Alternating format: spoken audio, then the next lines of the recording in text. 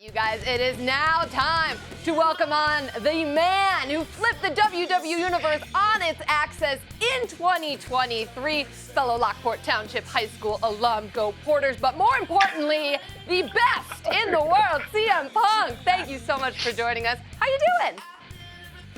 I couldn't be better. Thanks for having me. I appreciate it.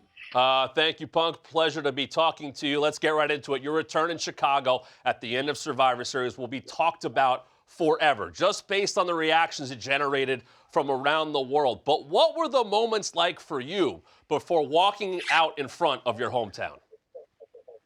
Oh God, how much time we got? I feel like we could take up the whole show just talking. Everything happened that day so fast, So you should never text and drive, ladies and gentlemen. So I was trying to drive to the Allstate Arena and let everybody that deserved to know that was in my orbit know what was about to happen. So like I'm texting my sisters, because nobody knew. That's how you get things done in this business. You keep things close to the vest. You don't leak stuff, and that's where the magic happens.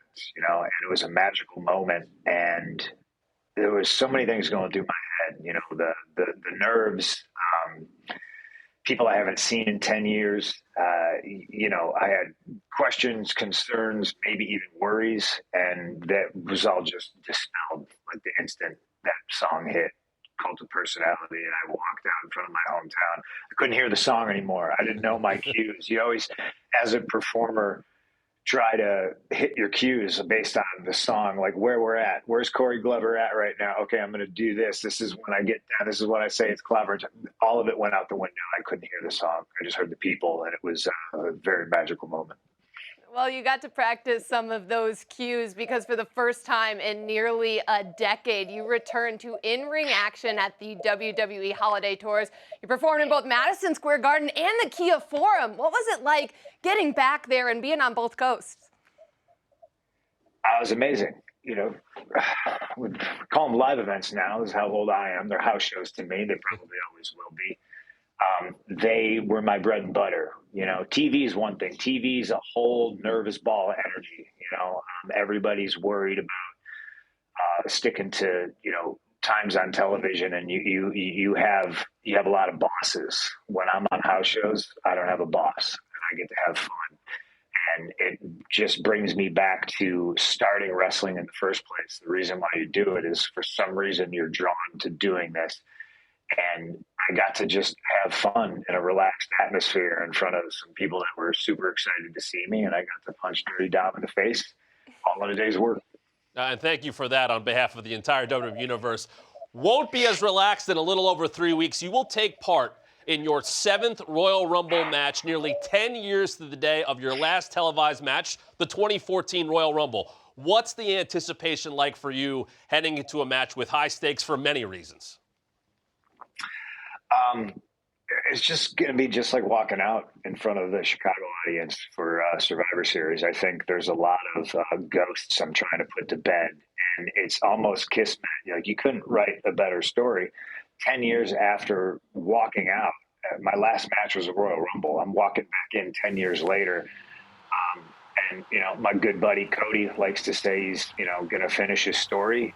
To me, this is finishing what I started. This is picking back up where I left off, 10 years wiser, and still all that experience that I have inside the Royal Rumble and inside the wrestling ring is going to come in handy.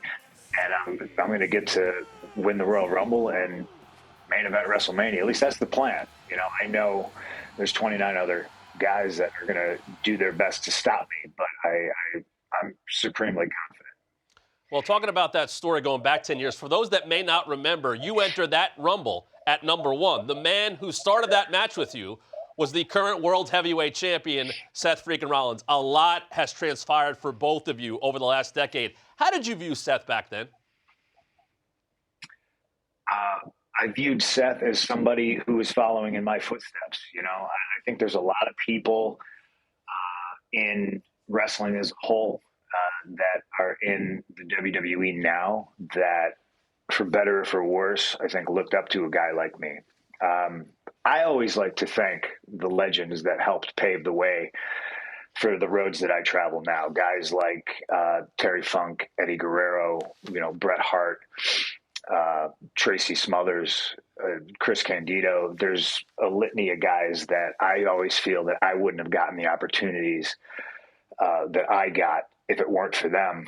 I don't know. I guess I'm in a position where it feels maybe strange me vocalizing it, but I think Seth is a guy, at least I definitely thought it 10 years ago, that he's a dude that I don't think would have gotten the opportunities that he has gotten if it wasn't for me, that might hurt some people's feelings, but facts are facts. They don't care about your feelings.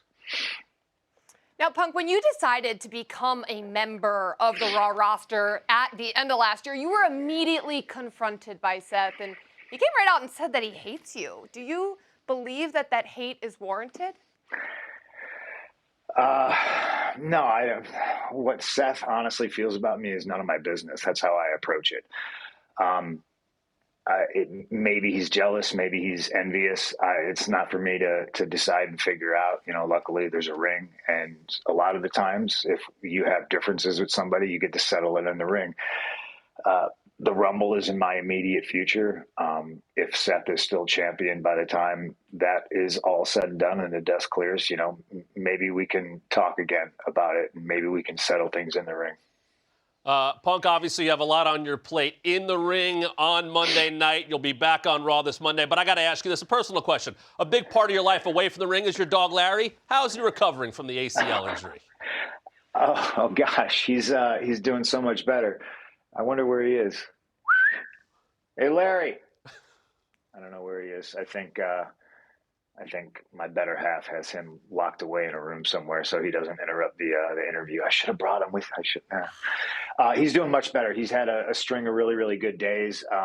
He had a rough couple of months. I don't know if it was harder on me in April or it was harder on him, but he's trying to jump back on the couch now. That's how he got hurt in the first place. So we just got to keep an eye on him still. But he's doing a lot better. I appreciate you asking.